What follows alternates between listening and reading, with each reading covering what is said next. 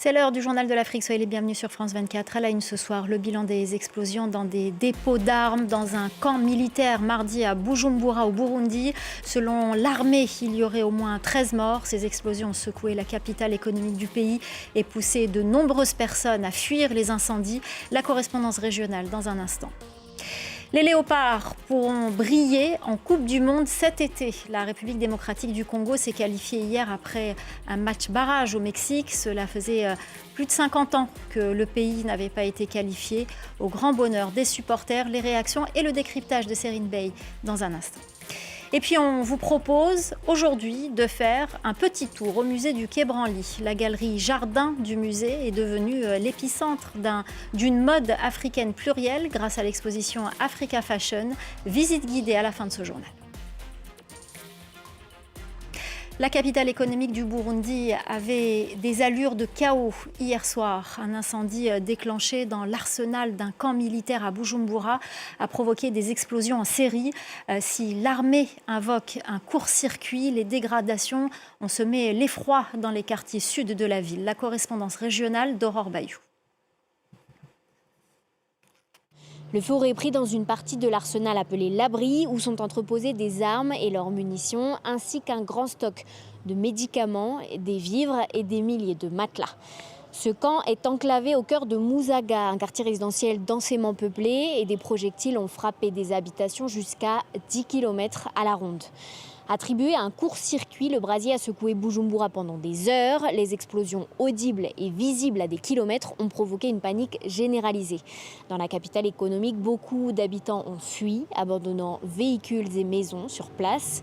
Si la circulation a repris son cours 5 heures plus tard, sur les réseaux sociaux, des dizaines de messages et photos circulent encore pour tenter de retrouver des enfants égarés durant le mouvement de panique. Pour couper court aux rumeurs de coups d'État ou d'attaque, les autorités ont confirmé qu'il s'agissait d'un accident technique, cherchant à apaiser les craintes d'une crise sécuritaire. Au Gabon, les partis politiques ont jusqu'au 27 juin pour se mettre en conformité sous peine de disparition. Mais derrière cette volonté affichée d'assainir le paysage politique, beaucoup y voient une volonté d'affaiblir l'opposition. Les explications de notre correspondant à Libreville, Ismaël Obianze. À Libreville, le compte à rebours a commencé. Les partis politiques n'ont plus que quelques semaines pour se conformer à la nouvelle loi électorale. Les autorités parlent de crédibilité et de modernisation de la politique gabonaise. Les opposants, eux, voient dans ce délai un étau. Pour moi, c'est un recul démocratique, cette loi.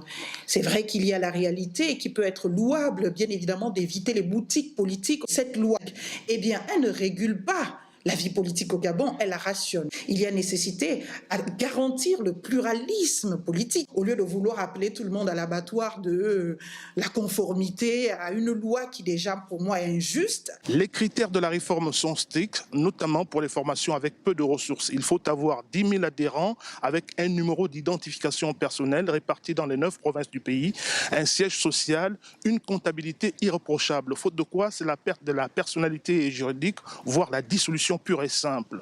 L'ancien député Jean-Valentin Leyama prévient, pour réunir 10 000 signatures, il faut avoir beaucoup de moyens et craint donc la disparition des partis historiques.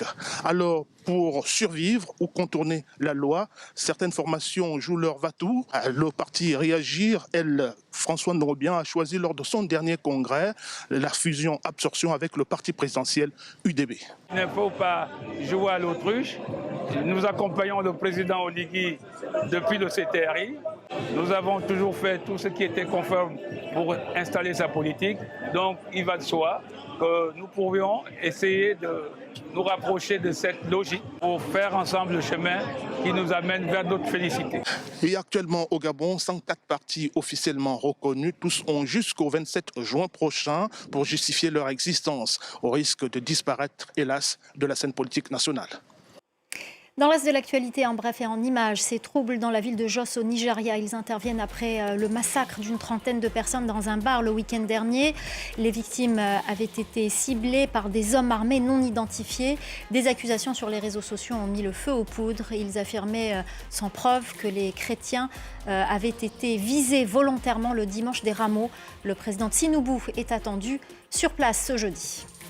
Un bilan revu à la baisse au Soudan du Sud après l'attaque d'une mine d'or samedi par des groupes anti-gouvernementaux. Les autorités ont fait état de 37 morts au lieu de 73 annoncés initialement. Ce nouveau bilan a été établi par une mission d'enquête envoyée sur les lieux.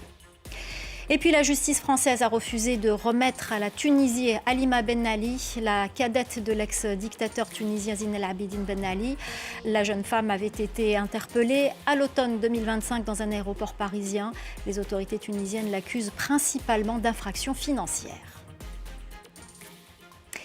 Il aura fallu attendre un demi-siècle pour que les supporters congolais puissent de nouveau voir les Léopards participer à la Coupe du monde de football. La République démocratique du Congo disputera donc le prochain mondial de foot aux États-Unis, au Canada et au Mexique. Une qualification célébrée comme il se doit au pays. Écoutez. Ce sont nos parents qui avaient vu la dernière fois qu'on a été à la Coupe du Monde. Mais aujourd'hui, nous venons d'écrire une histoire que nous allons aussi raconter à nos enfants. Je suis très contente de voir notre équipe gagner. Je suis très contente. Je ne m'attendais pas, j'avais perdu l'espoir, mais là, je suis très contente. Bravo l'équipe. C'est une qualification historique depuis 52 ans. Nous attendons une belle prestation pour la RDC. Nous savons que l'équipe est bonne, on a vraiment les joueurs, on a un banc, on a le remplaçant, on a vraiment un bon collectif. On espère vraiment que la RDC va bien se présenter et l'Afrique sera encore fière de la République démocratique du Congo. Et pour en parler, nous avons le plaisir de recevoir Serine Bey du service sport. Bonsoir Serine, merci d'être avec nous. Alors, c'est une victoire historique, on l'a vu. La dernière fois que les Léopards avaient participé à la Coupe du Monde, le pays s'appelait le Zaïre. Et oui, imaginez-vous, c'était en 1974, en Allemagne de l'Ouest. Je n'étais pas née, vous n'étiez pas née non plus, non, pas encore. Et vous l'avez dit, la RDC s'appelait Zaïre et figurez bien parmi les participants à la compétition. Hier, la République démocratique du Congo s'est imposée dans ce match face à la Jamaïque, à Guadalajara, au Mexique. Un match qu'elle a dominé, mais cette domination, elle ne l'a pas empêchée de filer en prolongation. Et puis arrive ce but salvateur à la 100e minute sur corner. Le héros du jour s'appelle Axel Tuanzebe, un défenseur qui évolue à Burnley. C'est lui qui offre cette victoire 1-0 face à la Jamaïque en prolongation. Cette qualification, il faut dire qu'elle est largement méritée pour les Léopards. Il faut rappeler qu'ils ont réussi à éliminer deux gros poids lourds du continent africain que sont le Nigeria et le Cameroun. Le Nigeria, d'ailleurs, dernier demi-finaliste de la Coupe d'Afrique des Nations au Maroc. Les Léopards, ils rejoignent maintenant le groupe K, composé du Portugal, de l'Ouzbékistan et de la Colombie. La Colombie et l'Ouzbékistan, ça semble largement dans les cordes des hommes de Sébastien Desabre. Ça risque d'être un petit peu plus compliqué face au Portugal pour le premier match le 17 juin. En tout cas, on leur souhaite un meilleur parcours qu'en 1974, puisque je rappelle qu'à l'époque, le Zaïre avait été éliminé dès les phases de poule après 3 défaites consécutives, dont un vilain 9-0 face à l'ex-Yougoslavie. Et oui, je vous ai cité pas mal de pays, de non-pays qui n'existent plus aujourd'hui. Merci. On suivra de très près cette Coupe du Monde avec vous et avec toute l'équipe du service sport de France 24. Alors, c'est aussi du jamais vu pour le continent africain dans sa globalité sur cette compétition à venir. Et oui, il n'y en avait jamais eu autant d'équipes africaines qualifiées pour un mondial. Évidemment, l'élargissement de la compétition n'y est pas pour rien, puisque je rappelle que cette année, il y aura 48 équipes en Coupe du Monde. C'est la première fois que ça arrive et une équipe sur 5 sera africaine. C'est à souligner. En plus de la RDC, on retrouvera le Sénégal, champion d'Afrique ou pas. On espère le savoir en tout cas. On le saura bientôt. On le saura bientôt, on espère le savoir bientôt. Je rappelle qu'on attend la décision du tribunal arbitral du sport. Le Sénégal qui rejoint donc ce groupe relevé, le groupe I, composé de la France, de la Norvège et de l'Irak, qui est aussi parvenu à se qualifier hier. On a aussi le Maroc, qui sera dans le groupe C, qui affrontera notamment le Brésil. Les Ivoiriens ne devraient pas avoir beaucoup de difficultés à atteindre les 16e de finale, puisqu'ils auront face à eux l'Allemagne, mais aussi le Curaçao et l'Équateur. On a la Tunisie, comme à chaque Coupe du Monde. La Tunisie toujours qualifiée pour les Coupes du Monde, avec des parcours souvent peu flamboyants, peu mémorables, mais elle mérite en tout cas de... Peut-être que cette fois ça marchera. Peut-être que ça marchera, mais attention, parce que la Tunisie, elle est aussi dans un groupe relevé, composé des Pays-Bas, du Japon et de la Suède. On va voir ce que ça donne. On n'oublie pas l'Algérie qui affrontera notamment le champion en titre, le champion du monde en titre, l'Argentine. Et puis, on retrouve aussi le Ghana et le Cap-Vert qui n'étaient pas présents lors de la dernière Coupe d'Afrique des Nations, mais qui seront bien présents cet été, contrairement au Nigeria et au Cameroun. Et puis, pour finir, l'Afrique du Sud et l'Égypte qui figurent respectivement dans les groupes A et G. Je crois que le compte est bon, que ça fait 10. L'avantage de cette Coupe du Monde à 48 équipes, c'est qu'il y a quand même de fortes chances de se qualifier en 16e de finale, puisque je rappelle que les 2 premiers de chaque groupe sont qualifiés d'office, tout comme les 8 meilleurs 3e. Ça donne quand même pas mal de chances de participer aux phases finales. Voilà qui nous motive pour nous lever à 2h du matin pour suivre les matchs, parce que le programme est très beau, vous avez donné envie. Merci beaucoup Céline Bey. Merci. Ce soir, on vous emmène également au Quai Branly, à la découverte de l'Afrique Fashion. Après avoir séduit Londres et New York, l'exposition s'installe enfin à Paris du 31 mars au 12 juillet. La galerie Jardin du musée devient l'épicentre d'une mode africaine dynamique et plurielle, du Nigeria au Mali, en passant par le Ghana, le Sénégal ou l'Afrique du Sud. Visite guidée avec Nina Masson et Antonia Guérigan.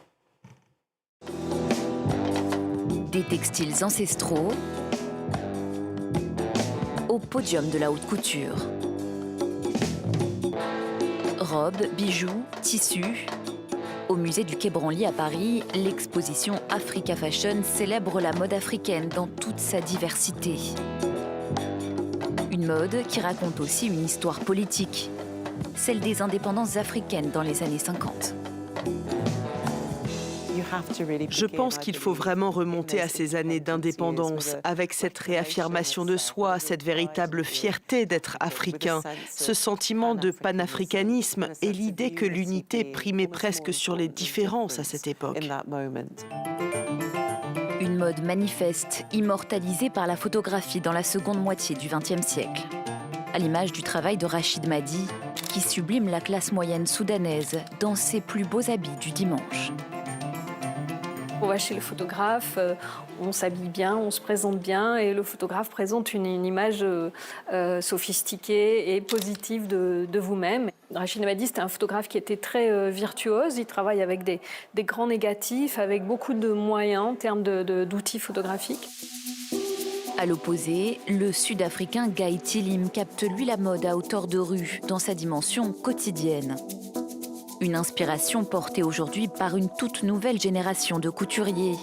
La Ghanéenne Aïcha Ayensou, la Sénégalaise Célie Rabican ou encore le Sud-Africain Tébé Magougou.